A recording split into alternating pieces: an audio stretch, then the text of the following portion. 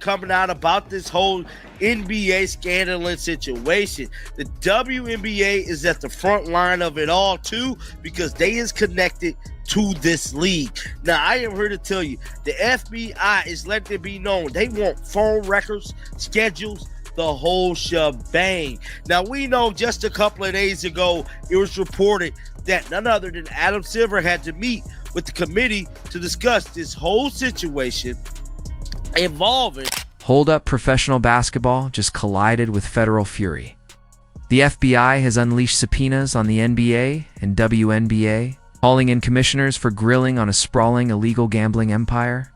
We're talking over 30 indictments, arrests of stars like Miami Heat's Terry Rozier and Portland's coach Chauncey Billups, plus ex-player Damon Jonesall, accused of rigging bets, leaking insider info, and funneling cash to mob syndicates. This isn't idle gossip.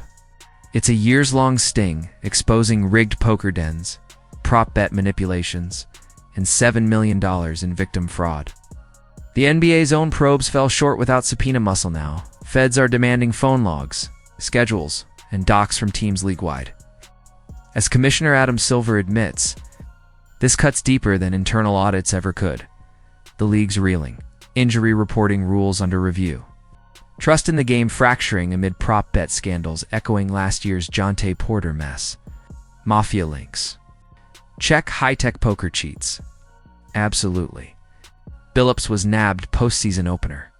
Rozier, once cleared by the NBA, now faces conspiracy charges. Sports integrity hangs by a thread. Drop in comments. Are gambling fixes the NBA's dirty secret, or is this iceberg's tip? The hardwoods just got hazardously stayed locked in. The federal indictments were announced involving current player Terry Rozier and current head coach Chauncey Billups. What was your initial reaction, and what have the last 36 hours been like for you? My initial reaction was I was deeply disturbed. There's nothing more important to the league and its fans than the integrity of the competition. And so I had a pit in my stomach. It was very upsetting.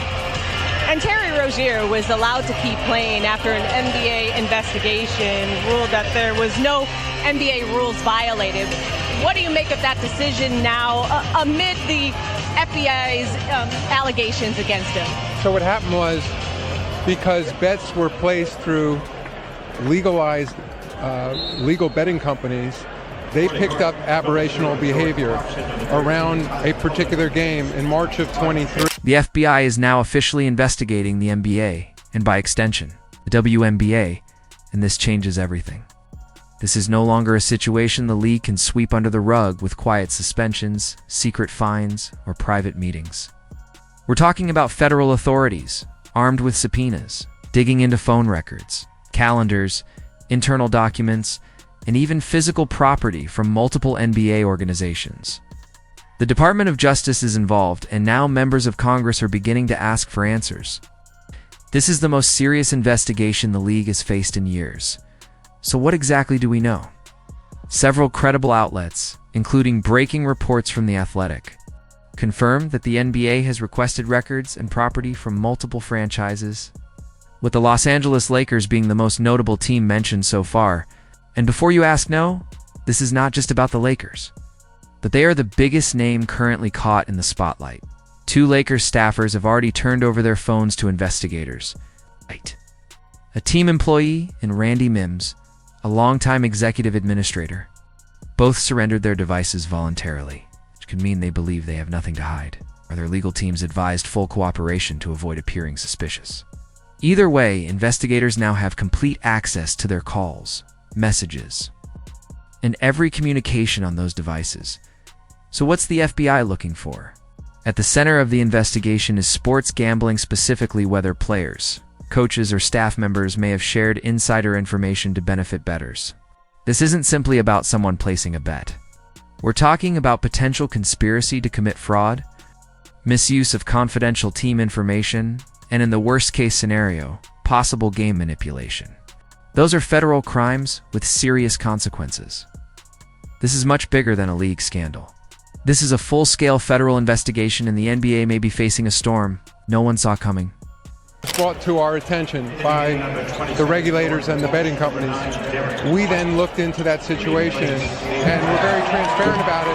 And while there was that aberrational betting, we frankly couldn't find anything.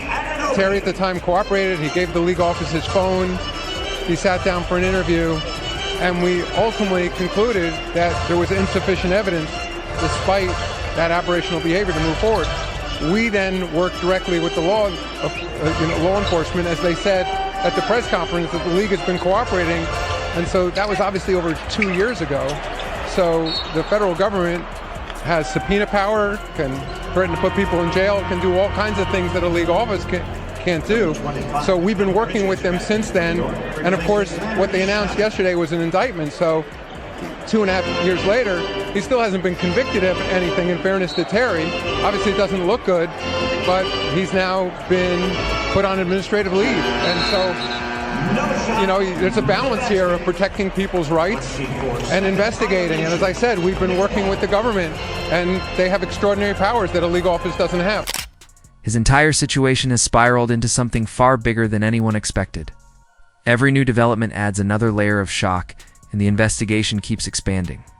What started as speculation has now become a full-blown federal storm. The unfolding details just keep getting more unbelievable. Hey, no subpoena powers. You don't have to talk to the NBA investigators or MLB Department of Investigations. When the federal government asks you a question, you have to answer. Now you can invoke the Fifth Amendment, be my guest, enjoy, but they have the right to compel you to testify. There are grand juries who are seated to look at evidence in a way that the leagues don't do with their Department of Investigations. It's a totally different level of scrutiny. So Adam Silver, that's the least of his issues, to be asked by people like you, hey, how stupid were you that you cleared Terry Rozier? That is not the question. The question is going forward. He'll answer it, but the question going forward is, what do we do to work better with the FBI, better with the gambling companies who are our partners, to give comfort to our customers, like you said in the first hour, comfort that the integrity has not dropped even an iota. The FBI's investigation into the NBA and WNBA is no longer a scandal. It is an extinction-level event, dressed in a dark suit and a search warrant. This is not Adam Silver or Cathy Engelbert making sad faces at a podium while handing out suspensions. This is federal agents walking into practice facilities with boxers, sealing doors, and wheeling out servers. This is grand juries meeting in secret, witnesses being threatened with decades in prison, phones being cloned, while their owners watch helplessly. The Department of Justice is not here to negotiate. They are here to dismantle. The explosion began with federal indictments that read like a Hollywood betrayal script. Terry Rozier, starting guard for the Miami Heat, was arrested in an Orlando hotel hallway. Chauncey Billups, head coach of the Portland Trail Blazers and 2004 Finals MVP, was charged in his own city.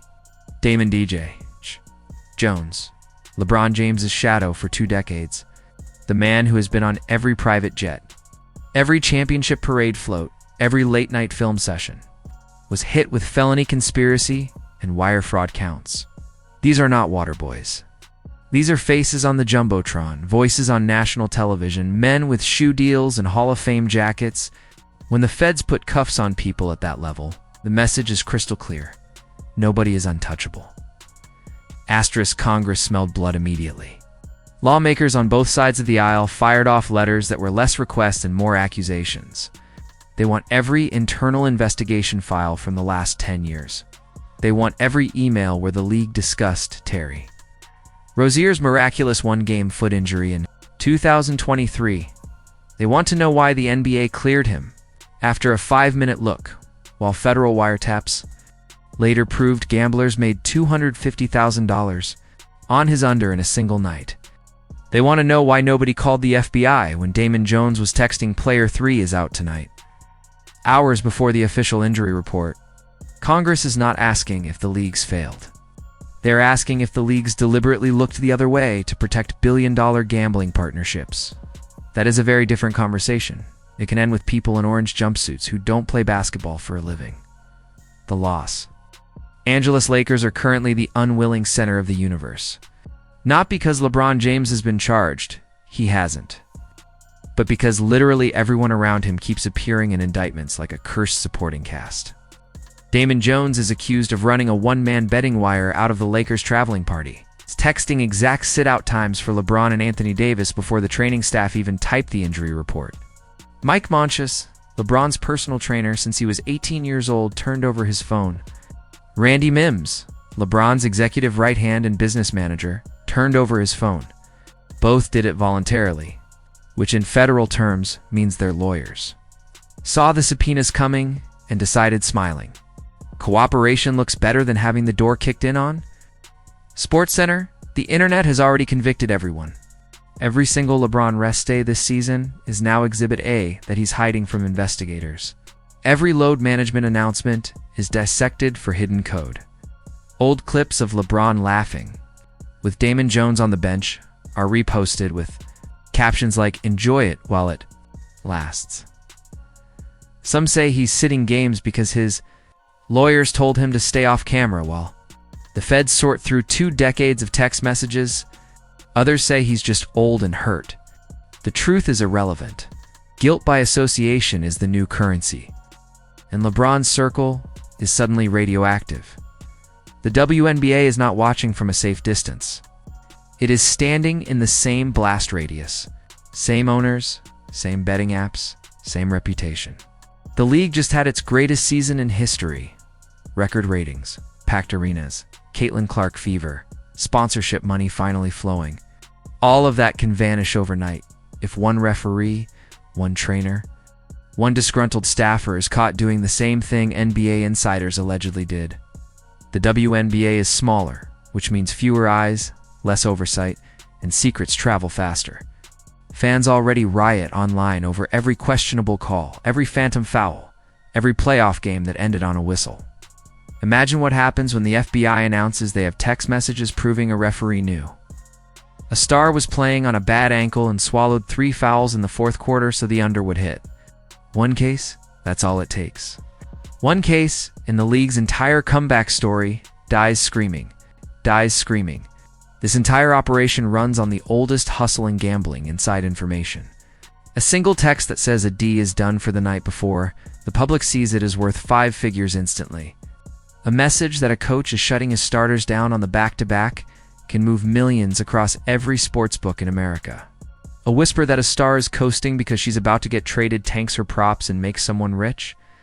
That information lives in group chats, medical rooms, shoot-arounds, and private jets. All it takes is one person with a burner phone and a gambling debt to turn the entire sport into a slot machine.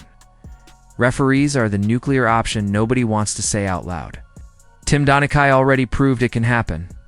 He went to federal prison for betting on games he officiated and making calls to move the point spread. The NBA survived that because it was one man and the betting market was tiny. Today, the betting market is $150 billion and growing. Player props, same-game parlays, live in-game lines. Every missed free throw can be monetized. If even one referee is caught steering outcomes, the fallout will be biblical. Fans will stop believing anything they see. They will assume every whistle, every no-call, every technical's bought and paid for. The league will not survive that a second time. Teams are in pure survival mode. The NBA is racing the FBI to its own files, demanding documents from employees before federal agents can seize them. That is not transparency. That is a frantic attempt to scrub anything incriminating before the professionals get there. The Dallas Wings firing their head coach and general manager the same week the indictments dropped was not a coincidence. Other organizations have quietly moved staff around, cut ties, encouraged early retirements. They are amputating limbs to save the body. Social media has become a permanent courtroom with no judge. Old box scores are evidence. Every 6-4-2 shooting night is proof someone had the under. Every blowout is obviously fixed. Fans are tagging the FBI in slow-motion replays of foul calls from 2022. The memes are vicious. The conspiracy theories are endless. The genuine terror is real. This story is less than 48 hours old, and it is already the only thing the sports world is talking about. For the overwhelming majority of players and coaches who have done nothing wrong, this is cruel and unusual punishment. Their reputations are being shredded just for sharing a locker room or a practice floor with the accused. Every missed shot is now suspicious. Every win is tainted. Every loss is explained. It will carry this stain for years, even if they are never mentioned in a single indictment. For the WNBA, the timing is catastrophic on every level. They are in the middle of the most important CBA negotiation in league history. Players want half the revenue, private charters, real maternity leave, marketing money that actually shows up. Stars are publicly threatening to sit out entire seasons. They finally dragged the league out of obscurity and into relevance. Now a federal gambling investigation threatens to drag it right back into irrelevance. Sponsors who just signed massive deals are already making quiet phone calls asking about exit clauses. One whiff of corruption and every corporate checkbook slams shut, Commissioner. Cathy Engelbert is about to walk into press conferences where the first 10 questions will not be about basketball. They'll be about wire fraud, conspiracy, and whether her games are real. She will have to answer them while her biggest stars are demanding hundreds of millions of dollars they may never see. If the television partners walk away, the FBI does not care about legacy, ratings, or how many jerseys someone sells. They care about bank records, text messages, and cooperating witnesses. They are imaging every phone that has been turned over. They are tracing every Venmo, every Cash App, every offshore wire. They are leaning on the small fish to flip on the bigger fish. More indictments are coming. More teams are involved. More names everybody recognizes are going to appear in bold type on federal documents. The NBA and WNBA spent the last decade embracing gambling with both arms. They took hundreds of millions from FanDuel, DraftKings, and every casino in America. They put betting lines on the broadcast graphics.